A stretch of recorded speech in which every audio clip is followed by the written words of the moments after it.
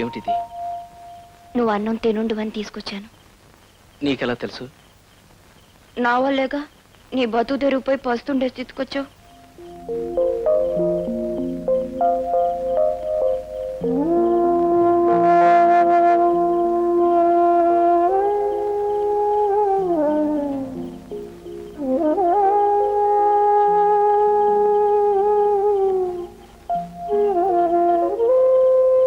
ఎందుకు ఏడుస్తున్నావు? ఒక అనాథలా బతుకుతున్న నా గురించి కూడా ఒక మనిషి ఉందనుకునేసరికి.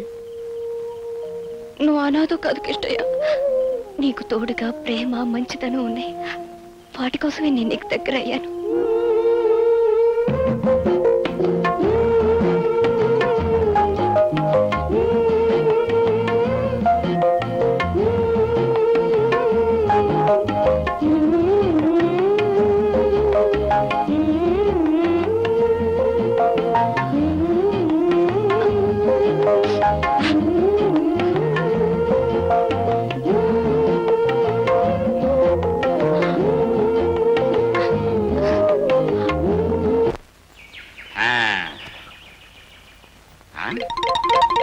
ఏంటి కళకళ్ళాడిపోతూ ఇక్కడ బ్రహ్మాండమైన సారా కొట్టు ఉండాలి? ఏమైపోయింది? Bujjamma 2 single tea. చిన్న బుజ్జి ఏం పెద్ద బుజ్జి, బోండాలు గారెలతో పాటు సారా కూడా మీరేమంటున్నారన్నమాట. వీళ్ళు ఏమైపోయారు? ఈ ముఖాలను ఎక్కడో చూసినట్టుందే. పోరు మీద దుంపలేగా ఇదేంటి ఇట్ట అయిపోయారు? నిండు సారా కుండలా ఉండేది బతుకు. ఇదిగో ఈ సన్నాసప్పుడు కొండ కింద బొక్కెట్టాడు, బతుకి చిల్లుకుండా అయిపోయింది. అయిపోయిందేదో అయిపోయింది బాసు. ఇప్పుడు ఏడిస్తే వస్తుందా? ఈ బాబు పెట్టుబడి పెడితే మళ్ళీ ఎట్టవా సారా కొట్టు. మీకెందుకు పెడతాడు పెట్టుబడి? పెడితే గిడితే మాకే ఎట్టాల. రా బావా. పెట్టించుకోండి. ఆడా పెట్టుబడి తాగిన సారాకే డబ్బులు ఎగ్గొట్టున్నాడు, మనకేం పెట్టుబడి పెడతాడు? అతంతాడు జరుగు.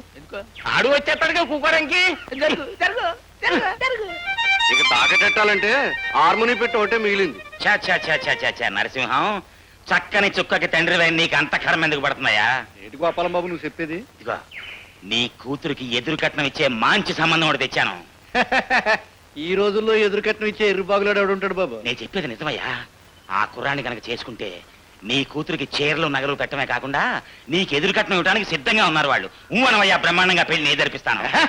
ఎదురు కట్నం అయితే ఒకసారి ఊయేడు బాబు, 100 సార్లు నువ్వు అంటాను వేసుకోండి. అమ్మాయి, నాకు ఈ పెళ్లి ఇష్టం లేదు నాన్న, నేను చేసుకోను. గోవిందా గోవిందా, నువ్వెన్నిసార్లు అంటే ఏమయ్యా, నీ కూతురు మాత్రం నా నల్లకోను అనేసింది. ఎప్పటికైనా నీ కూతురు అంటే అప్పుడు కబురు చేయి, వస్తాను. ఏమే దరిద్ర కొడతానా, ఖాళీ సారాకాయల మొహం నువ్వును. ఆ పెద్ద మనిషి పెళ్లి సంబంధం తీసుకొస్తే నాకు ఇష్టం లేదంటావా? వాళ్ళు కట్నం అడగడం లేదు సరికదా, ఎదురు కట్నం ఇస్తానంటున్నారు. ఆ డబ్బు మనిషి చేతికొస్తే నీ తమ్ముళ్ళు కడుపు నిండా తినడానికి తిండి ఉంటుంది, మన బతుకులకు దారి ఉంటుంది. ఇంటికి పెద్ద కూతురు వైపు కూడా బాధ్యత లేకుండా సత్తావేంటే? అవును నాన్న, నాకు బాధ్యత లేదు. అందుకే నువ్వు తాగి తందనాలాడి ఇల్లంతా గొల్ల చేస్తున్నా ఏం మాట్లాడకుండా ఊరుకుంటున్నాను. ఇంట్లోకి ఏం కావాలని ఒక్కరోజున అడిగావా? తల్లి లేని పిల్లలు కదా, అసలు తింటున్నారో పస్తులుంటున్నారో ఏ రోజన్నా ఆలోచించావా? ఇంటికి ఆధారంగా ఒక గేదెని పెట్టుకుని దాని పాలు పెరుగు అమ్మి ఎట్టాగో ఇల్లు గడుపుతుంటుంటే దాన్ని కూడా అమ్మేశావు. ఇప్పుడు డబ్బు వస్తుందని ఎవరో ఏమిటని కూడా ఆలోచించకుండా గేదెని అమ్మనట్టే నన్ను అమ్మాలని చూస్తున్నావు. ఎవరికి పడితే వాళ్ళకి అమ్ముడు పోవడానికి నేను గేదెను కాదు. నేను చచ్చిన ఈ పెళ్లి చేసుకోను. పవిత్ర, పవిత్ర, నీకెవరో పెళ్లి సంబంధం తీసుకొచ్చారు విన్నాను, నిజమేనా? అవును కిష్టయ్య, ఎవరో పక్కూరు గోపాలం బాబట మా ఇంటికి వచ్చి ఏదో సంబంధం ఉందని మా నాన్నతో చెప్పాడు.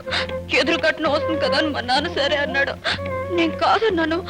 దాంతో మా నాన్న కోపం వచ్చి నాన్న మాటలు తిట్టాడు. ఎవరా పెళ్లి సంబంధం తీసుకొచ్చాడు? ఆడి కాళ్ళు చేతులు ఇరిచేస్తాను. అట్ట చేయడం వల్ల లాభం ఏంటి? మన పెళ్లి జరగదుగా. పవిత్ర, ఇదిగో చూడు కిష్టయ్య, నువ్వు పౌరుషన్న మగాడు అయితే మా అక్క మెళ్ళ తాలి కట్టి పెళ్లి చేసుకో. అది నీకు చేత కాకపోతే దాని కర్మకి దాని వల్లే. ఇక నువ్వు మా ఇంటికి రావద్దు.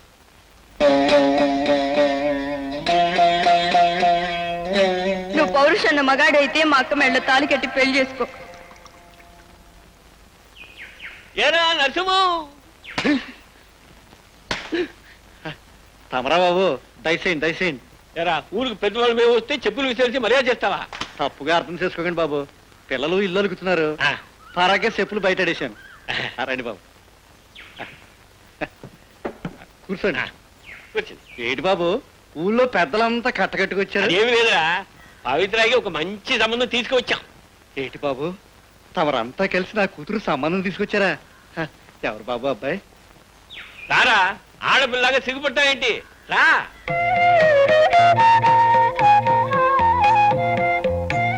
రారా.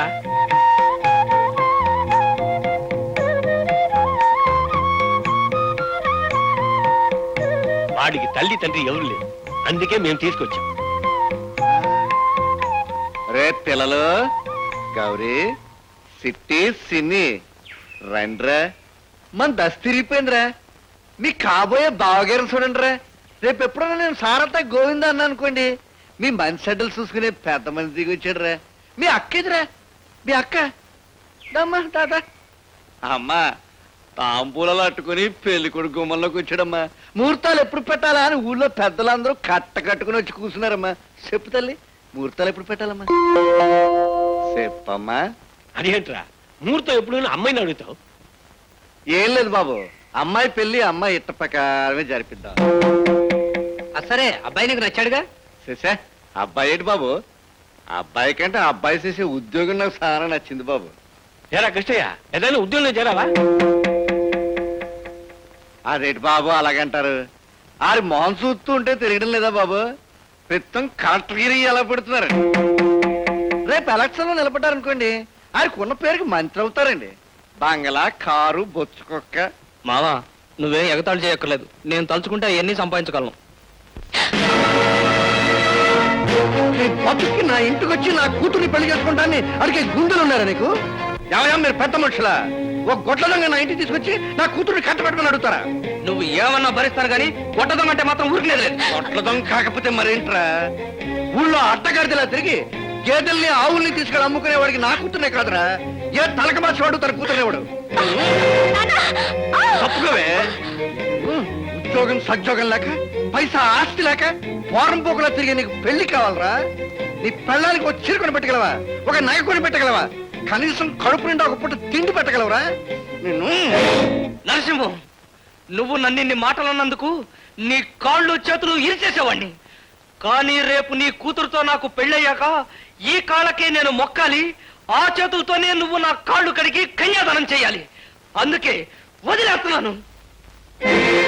ఏమన్నావు? పెళ్ళానికి తిండి పెట్టలేని వాడిని అన్నావు కదూ. చూస్తుండు నేనెంత ప్రయోజకుడినో నిరూపిస్తాను. నువ్వు నీతో పాటు ఊరు గర్వపడే మనిషిగా తిరిగి వస్తాను. అప్పుడే పవిత్రను పెళ్లి చేసుకుంటాను. వస్తాను. స్వామి, నేను అనుకున్నది సాధించాలని నన్ను ఆశీర్వదించు.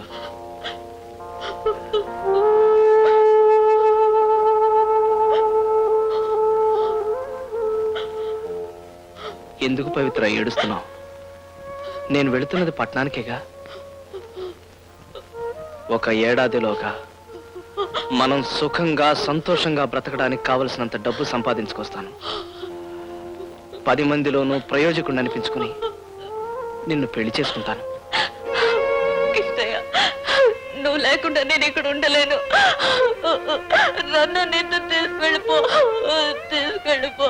పవిత్ర, నాకు నిన్ను తీసుకెళ్లాలనే ఉంది. కానీ మనం అలా వెళ్ళిపోతే అందరూ నిన్ను నేను లేవ తీసుకుపోయాను అనుకుంటారు. అందుకే నలుగురిలోనూ తాళి కట్టి భారీగానే తీసుకెళ్తాను. అక్కడికి వెళ్ళి నన్ను మర్చిపోవుగా. నీతో కలిసి బ్రతకాలనుకున్నవాణ్ణి నిన్నెలా మర్చిపోతాను చెప్పు?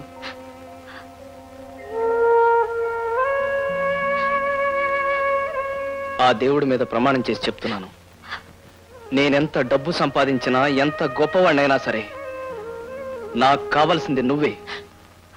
మరి నువ్వు? ఎన్ని కష్టాలు వచ్చినా సరే నీకోసమే ఎదురు చూస్తూ ఉంటాను. నాకు పెళ్ళంటూ జరిగితే ఈ గుళ్ళోని దేవుడి సాక్షిగా నీతోనే జరుగుతుంది. అలా జరగన్నాడు నేను ఈ లోకాన్ని వదిలేస్తాను.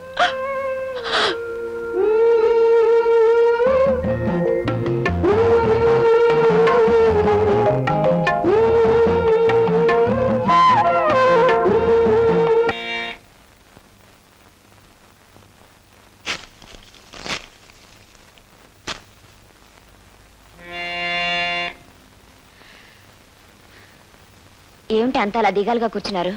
అక్క నాన్న గేదెని మళ్ళీ అమ్మేశాడే. గేదెని అమ్మేశాడా?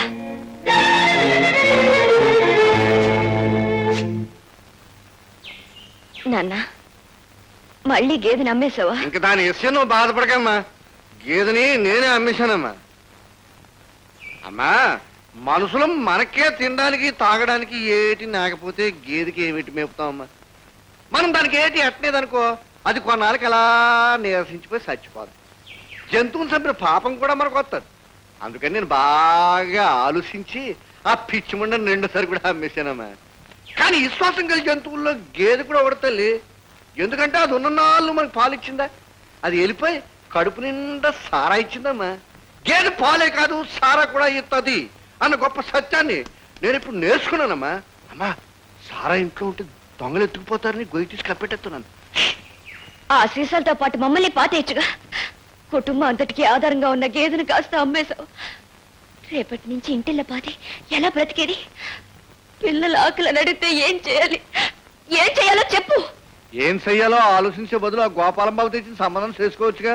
అప్పుడు నీకు మొగుడుంటాడు, పిల్లలకి అన్నం ఉంటుంది, నాకు మందు ఉంటుంది. నాన్న, కిష్టయ్యకి తప్ప నా మనసులో మరెవరికి చోట్లేదు. అతను వచ్చే వరకు కష్టపడి పనిచేసైనా సరే నా చెల్లిని తమ్ముళ్ళని నేను పోషించుకోగలను. పిచ్చి పిల్ల.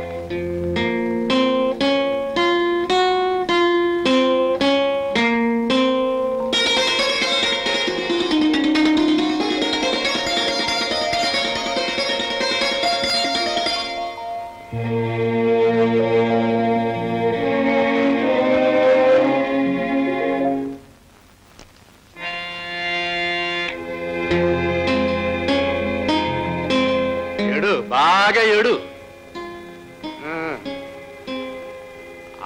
నేను నమ్ముకుంటూ కూర్చుంటే ఆఖరికి నీకు ఏడిపే మిగిలేది. పట్నంలో సెట్లకి రూపాయలు కాస్తాయి, వెళ్ళి దులుపు రావచ్చని గెంతుకుంటూ ఇటు పట్నం వెళ్ళాడు. నేను సంపాదించాను. ఓ రోజైనా ఉత్తరం రాశాడా? రాయలేదు. ఎందుకు రాయలేదు? కార్డు ముక్కొనడానికి 10 పైసలు కూడా ఇటు సంపాదించలేకపోయాడు అనమాట. పట్నంలో సంచులతో రూపాయలు దొరికితే నేను కూడా పట్నం వెళ్ళేవాడిని, సంచులతో రూపాయలు తీసుకొచ్చేవాడిని. అక్కడ అడుక్కోడాలు జేబులు కొట్టాలు చేయడం ఇట్టం లేక ఉన్న ఊళ్ళోనే మందు కొట్టడం చేస్తున్నాను. నువ్వు ఇట్టాగే నమ్ముకుంటూ కూర్చుంటే ఏదో రోజు గేదె నమ్మినట్టుగానే ఇంటిని కూడా అమ్మేస్తాను. అప్పుడు మనం అంతా ఈదిని పడి సిప్ పట్టుకుని ముట్టెత్తుకు బతుకుతాం అంతే.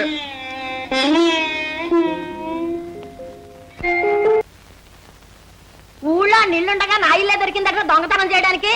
మిమ్మల్ని తగలెట్ట అయినా దొంగతనం చేయమని మీ అక్క నేర్పిందా? మీ బాబు నేర్పాడురా? మీకు పోయే కళలు రాను. ముదనష్ట దొంగ తెచ్చినోళ్ళారా, మీకు పోయే కళలు రాను.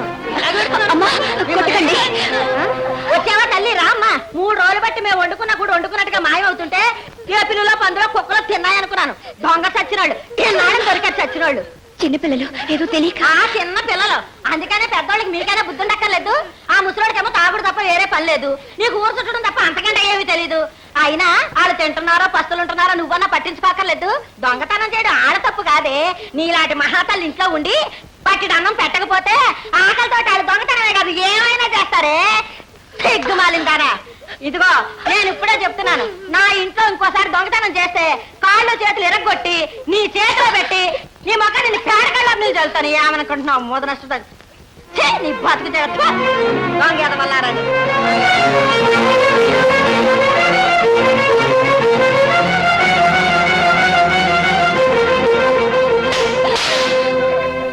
ఏరా, ఏమిట్రా మీరు చేసిన పని? ఉన్నంతలో మర్యాదగా బ్రతుకుతున్నావు, అట్లాంటిది పరా ఇంట్లో దొంగతనం చేసి మన బ్రతుకులు బజారు పాలు చేస్తారా? ఊళ్ళో వాళ్ళ చేత నానా మాటలు అనిపిస్తారా? చిచ్చి, ఇలా బ్రతకడం కంటే అందరూ కట్టుకుని ఎందులో అయినా దూకి చేద్దాంరా, చేద్దాం. చాలి చల్లనంతో ఎన్నాడు ఉంటారక్క.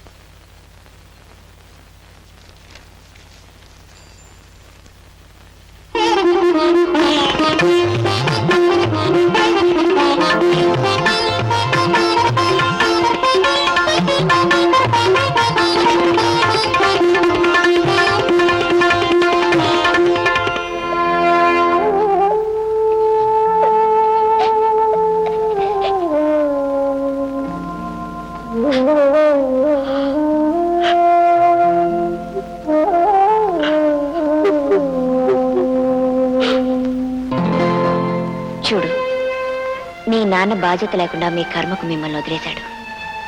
ఏ ఆధారం లేని ఆడపిల్లవి నువ్వు మాత్రం ఏం చేయగలవు? చేయగలిగిందల్లా ఒక్కటే, మీ నాన్న చెప్పిన పెళ్లి చేసుకోవడమే. అలా చేస్తే వచ్చిన డబ్బుతో నీ చెల్లి తమ్ముళ్ళు ఎంత హాయిగా ఉంటారో ఒక్కసారి ఆలోచించు.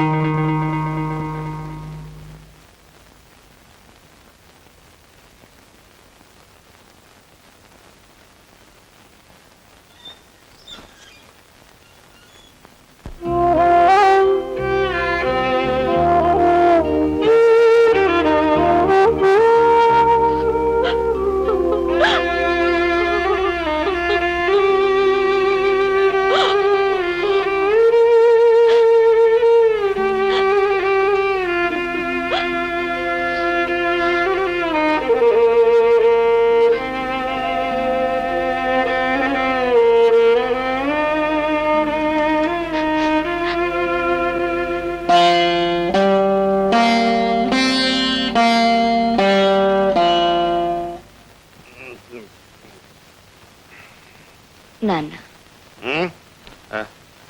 ఏంటమ్మా? గోపాలం బాబు తీసుకొచ్చిన సంబంధం చేసుకుంటాను. ఎంత చల్లని మాట చెప్పావమ్మా. నాకు సారా పిప్పలో స్నానం చేసినంత ఆనందంగా ఉందమ్మా. పనులు కొట్టేస్తాను.